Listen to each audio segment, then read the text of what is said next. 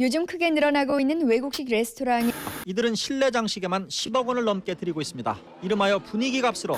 인테리어에만 10억 원을 쓰는 음식점 어딜까요? 고급 식당에도 트렌드가 있습니다. 요즘 인싸들에게 오마카세가 있다면 2000년대엔 패밀리 레스토랑이 있었죠. 코코스, TGI, 베니건스 같은 곳들이 말도 못하게 호황을 누렸던 시절이 있었는데요. 외환위기 이후 많은 패밀리 레스토랑이 내리막길을 걷지만 아직 여기만큼은 여전합니다. 이곳 빵 리필은 필수죠. 바로 먹지도 않을 거 두세 개씩 챙겨와서 냉동실에 넣어두던 사람들도 있었습니다. 메뉴 주문은 또 엄청 어렵습니다. 처음 가시면 직원분들 도움을 꼭 받아야 했을 정도고요. 가격대가 있는 편이어서 그런지 이곳에 가서 본점 뽑는 방법이 수년간 블로그를 돌아다녔죠. 워낙 바쁘고 지켜야 할 것도 많아서 알바게이, 해병대란 별명도 가지고 있는 레스토랑, 바로 아웃백 스테이크하우스입니다. 대기업들이 운영하던 패밀리 레스토랑들 속에서 살아남아서 최근엔 BHC에 인수됐죠.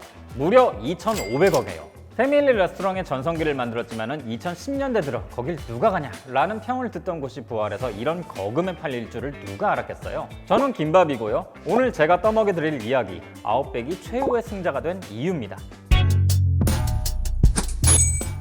국내 최초의 패밀리 레스토랑은 어딜까요? 1987년 이태원에 들어선 데니스라는 레스토랑이 최초긴 한데 아마 기억하시는 분들은 별로 없으실 거예요. 딱히 이렇다 할 반응도 없었고 90년에 철수하거든요. 아마 대부분의 사람들은 88년에 등장한 코코스를 떠올릴 겁니다. 이 외에도 투모로우 타이거, 드파리도 있긴 했는데요. 코코스가 훨씬 더 잘 나가긴 했죠. 당시 한국의 외식업 상황은 이제 막 맥도날드가 들어오던 차였어요. 햄버거만으로도 막 들썩들썩 하던 분위기였는데 코코스는 스테이크, 토스트, 햄버거, 피자 이 모든 걸 팔았으니 난리가 날만했죠. 미국 식문화를 접할 수 있었던 유일한 곳이었으니까요. 이때 코코스의 성공을 본 미국의 한 레스토랑이 슬그머니 한국에 들어옵니다. TGI 프라이데이. 양재동에 첫 매장을 열고 장사를 시작하는데요. 여기도 개업하는 순간 인기가 어마어마했죠. 강남에 좀 산다는 집 아들, 딸들은 전부 여기서 생일 파티를 했고요. 컨셉하며 음식하며 야 이게 미국 자본주의 맛이구나 싶었던 겁니다. 1인당 매출, 객단가라 하죠. 이 객단가가 코코스의 2배 이상이 되는데도 매출이 끝을 모르고 치솟았어요. 물론 새로운 경험을 하기 위해 패밀리 레스토랑을 찾는 사람들도 많았지만은 당시 한국은 돈을 좀 쓰는 분위기였거든요. 80년대 중반부터 중산층이 형성되더니 후반부터는 가족 외식이 점점 자리를 잡기 시작합니다. 이러면서 일반 고깃집, 경양식 돈가스집 같은 곳이 아닌 고급 식당에서도 외식을 하게 된 거죠. 어린이날에는 하루 매출 4천만 원이 찍히면서 신문에 날 정도였고요. 테이크 하나 값이 19,000원. 이 밖에 야채를 조금 모아놓은 샐러드는 7,000원, 아이스크림은 4,000원. 4인 가족이 식사를 한데 드는 비용이 10만 원 정도인데 당시 대기업 직장인 월급이 70만 원, 80만 원 할 때니까 엄청난 고급 식당이었던 거죠. 아무튼 TGI가 이렇게 길을 닦아주니까 자, 때가 됐습니다. 온갖 패밀리 레스토랑들이 본격적으로 들어왔어요. CJ의 스카이락, 동양제과에선 베니건스, 대한제당은 시즐러, 타워호텔의 토니 로마스까지 장사를 시작하면서 전쟁급 경쟁을 했었죠. 이 전쟁에서 선두주자는 코코스, 그 다음이 TGI였습니다. 중저가의 코코스, 고급의 TGI로 자리를 잡은 거죠. 그런데 코코스가 어이없게 무너집니다. 97년에 코코스의 모기업인 미도파가 부도를 나면서 위기를 맞는데요. 이때 코코스를 건져 올렸던 신동방 그룹도 99년에 부도를 맞거든요. 근데 이 코코스가 궁지에 몰리니까 황당한 일을 벌입니다. 패밀리 레스토랑에서 전통 한복을 입고 산채 비빔밥, 산더덕구이, 장어덮밥, 심지어 동양식 풀코스를 판 거죠.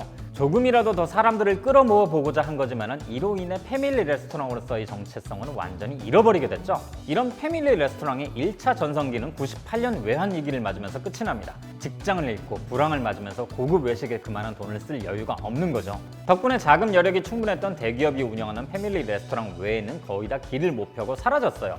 오죽했으면 당시 업계 1위였던 TGI도 HSBC에 매각될 정도였고요. 오늘의 주인공인 아웃백이 바로 이때쯤에 등장합니다. 운이 없어도 너무 없다 싶죠? 하필 외환위기랑 겹치니까요. 1997년 서울 강서구 등촌동에 아웃백이 첫 매장을 엽니다. 아웃백이 한국에 들어온 이야기도 재밌는 게 미국 아웃백 본사에서 당시 TGI 임원을 찾아갑니다. 한국에서 아웃백 한번 안 해볼래? 그리고 이분이 아웃백 사장이 되는데요. 그때 왜 하필 나를 찾아왔었냐 물었더니 당시 한국 외식업체 중에서 코카콜라를 가장 많이 판매한 업소를 찾아온 거였대요. 콜라를 많이 판 업체라면 당연히 음식도 많이 팔았을 거란 거죠. 아무튼 TGI를 국내에 들여오고 안착시켰던 멤버들이 아웃백의 사장, 부사장, 임원을 각각 맡게 됩니다. 그런데 바로 외환위기가 터져버린 거죠. 아웃백 한국 사장이 바로 미국 본사에다 읍소를 하는데 당시 외국 자본이 한국을 다 빠져나가던 시점이라 투자를 얻기가 굉장히 쉽지 않았거든요. 그런데 1,300만 달러 투자를 약속받습니다. 시작부터 망할 위기였는데 다행히 쉽게 벗어날 수 있었죠. 그런데 기업에게 돈만 있으면 되나요?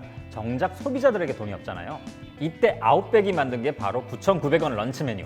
그리고 지금도 많은 분들이 좋아하는 부시맨 브레드를 공짜로 주기 시작했어요. 부족하다고 하면 계속 줬고요. 당시 기준으로 굉장히 파격 서비스를 한 거죠. 이런 효자 이벤트들 덕분에 차가운 시기를 나름 잘 버텨냅니다. 덕분에 1999년 경제가 안정기에 들어서부터는 너도 나도 아웃백을 찾았어요. 입장하는데 30분, 1시간씩 걸렸고요. 물론 업계 1위였던 TGI도 당시 비슷하게 호황을 누리긴 했는데요. 아웃백은 여기서 또 한 번 충격적인 서비스를 합니다. 밖에 서서 기다리는 고객들에게 닭날개, 립, 음료 같은 거를 공짜로 나눠준 거죠. 이 두 가지 서비스 때문에 아웃백이 엄청나게 성장합니다. 2002년에는 업계 1위였던 TGI와 1, 2위를 다툴 정도였고요. 근데 사실 당시 TGI가 이때 많이 정체되어 있었기도 했어요.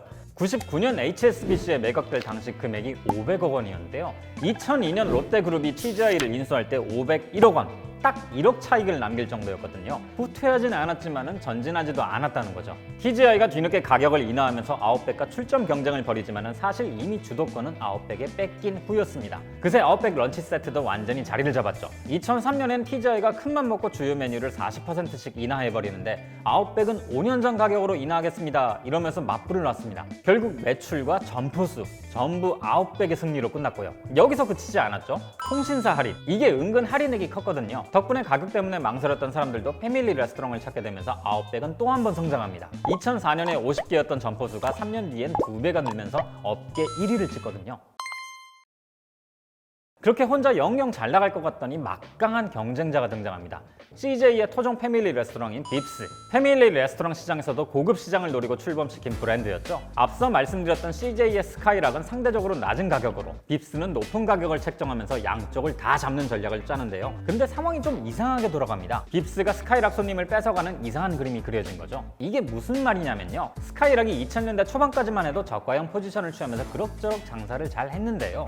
식재료 가격이 오르면서 메뉴 가격도 오릅니다. 그런데 상대적으로 비싸던 빕스는 통신사 할인 혜택으로 싸게 먹을 수 있게 됐어요. 격차가 있던 두 브랜드의 음식 가격이 중간 지점 어딘가로 모이기 시작한 겁니다. 경계가 애매해진 거죠. 사람들은 당연히 좀 더 고급진 빕스를 이용하게 됐죠. 그리고 당시엔 돈 좀 더 주더라도 맛있는 거 제대로 먹자는 주의의 사람들이 많았거든요. CJ가 이때부터 빕스에 힘을 좀 더 주기 시작했고요. 여기에 트렌드에도 제대로 올라탑니다. 2000년대 중반부터 웰빙 트렌드가 불면서 샐러드 바를 찾는 사람들이 늘었는데요. 빕스는 샐러드 바 중심의 레스토랑이잖아요. 특히 채워놓으면 B국, 또 채워놓으면 또 B는 이 훈제 연어.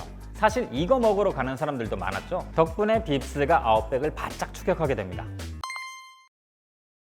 그럼 그동안 아웃백은 뭘 하고 있었을까요? 패밀리 레스토랑 최초로 100호점을 돌파했다지만 사실 2008년쯤부터 해서는 성장이 뚝 멈춰버립니다. 당시는 누가 뭐래도 샐러드바가 대세였거든요. 그런데 아웃백의 주 메뉴는 건강과는 거리가 멀어 보이는 전형적인 미국식 캐주얼 다이닝 메뉴였다는 겁니다. 게다가 아웃백이 전성기를 누리던 10년 사이 외식 시장에도 많은 변화가 생겼죠. 패밀리 레스토랑보다 더 맛있고 다양한 음식을 파는 곳들이 늘어났고 블로그를 중심으로 맛집이란 키워드가 무진장 커지던 때였거든요. 이렇게 다른 음식점들이 상향 평준화되기 시작하니까 패밀리 레스토랑의 위치가 굉장히 애매해집니다. 일단 비싸죠. 그렇다고 맛이 굉장히 특별한 것도 아닙니다. 그리고 2010년대 초반에는 의외의 복병이 나타나죠.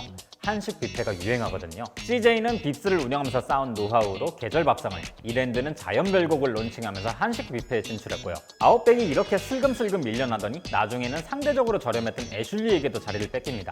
근데 이때 아웃백이 안 밀려나려고 진짜 눈물겨운 노력을 많이 했어요. 해산물과 야채 메뉴를 추가하고 맥주 100분 무제한 리필 서비스도 정기적으로 했는데 함께 먹을 만한 안주 메뉴 개발도 많이 했거든요. 나중에는 도시락까지 만들어 팔았는데 뭐 결과는 전부 안 좋았고요. 회생 불가. 2010년대 중반 아웃백에 대한 평가였습니다. 결국 미국 아웃백 본사가 중대한 결정을 합니다. 2015년 한국 영업권을 570억 원에 매각하거든요. 그리고 나서는 어떻게 됐을까요? 장사가 언제 안 되냐는 듯이 잘 됩니다. 이 브랜드는 태생부터 그러더니 롤러코스터를 제대로 타죠. 그렇다면 갑자기 장사가 잘 된 이유가 뭘까요? 당시 아웃백을 인수한 사모펀드 측이 이런 판단을 합니다. 아웃백 스테이크하우스의 정체성은 스테이크 아니냐? 스테이크에 집중하자. 사실 아웃백이 스테이크하우스긴 한데 스테이크가 메인으로 왔었던 적은 없었거든요. 오히려 투움바 파스타나 샐러드가 더 잘 나갔죠. 냉동 유통되던 고기를 냉장 유통으로 바꿔서 고기의 질을 높이고 매장에서 곧바로 질 좋은 스테이크를 구워내야 하니까 스테이크 전문가 셰프를 양산합니다. 그리고 2017년 토마호크 스테이크를 출시하면서 정말 간만에 쾌거를 거뒀어요. 뼈와 함께 새 부위를 맛볼 수 있는 메뉴인데 이게 SNS에서 이슈몰이를 제대로 했죠. 이걸 보고 L본 스테이크와 T본 스테이크까지 출시했고요. 그 결과 당시 매출에서 스테이크가 차지하는 비중이 30%에서 55%까지 늘어납니다. 이 사모펀드가 굉장히 운영을 잘하는 것 같죠? 물론 사실입니다. 다 죽어가는 레스토랑을 심폐소생한 거니까요. 그런데 사실 이전에도 스테이크 메뉴를 강화하려는 노력은 있었습니다. 2007년, 2011년에도 냉장육을 사용하긴 했는데 당시엔 완전 외면당했거든요. 그럼 그때와 이때는 무슨 차이가 있었던 걸까요? 2010년대 중반부터 스테이크가 외식업 트렌드로 들어옵니다. 원래 한국인에게 소고기는 로스구이가 더 익숙했지만 소득이 늘어나고 다양한 장르의 식당이 생기면서 스테이크를 자주 접하게 됐거든요. 게다가 당시는 서울 청담동, 신사동을 중심으로 스테이크 하우스들이 늘어나고 있었습니다. 세계적인 명성을 가진 울프강 스테이크 하우스가 국내에 진입한 것도 바로 2015년이었죠. 이 트렌드의 아웃백이 제대로 올라탄 겁니다. 아웃백이 2014년에 블랙라벨 스테이크를 출시할 때만 해도 비싸다고 이걸 꽤 많이 먹었는데요. 이후 5년 동안 400만 개의 판매라는 쾌거를 거둡니다. 국내에서 가장 많이 팔린 프리미엄 스테이크로도 불렸고요. 패밀리 레스토랑으로서는 가성비가 낮지만 스테이크 하우스로서는 꽤 괜찮은 가성비를 가지고 있었기 때문에 부활한 거죠.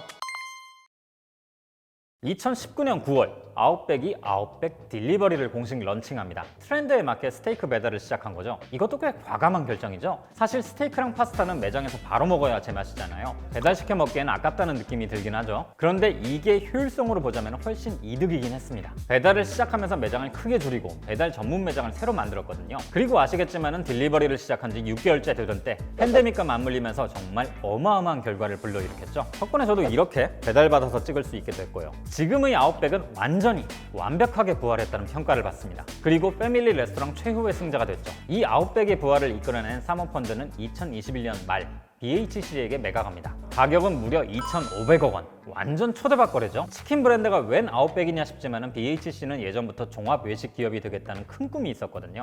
보셨듯이 이 아웃백의 부활엔 중요한 시사점이 있습니다. 사이클.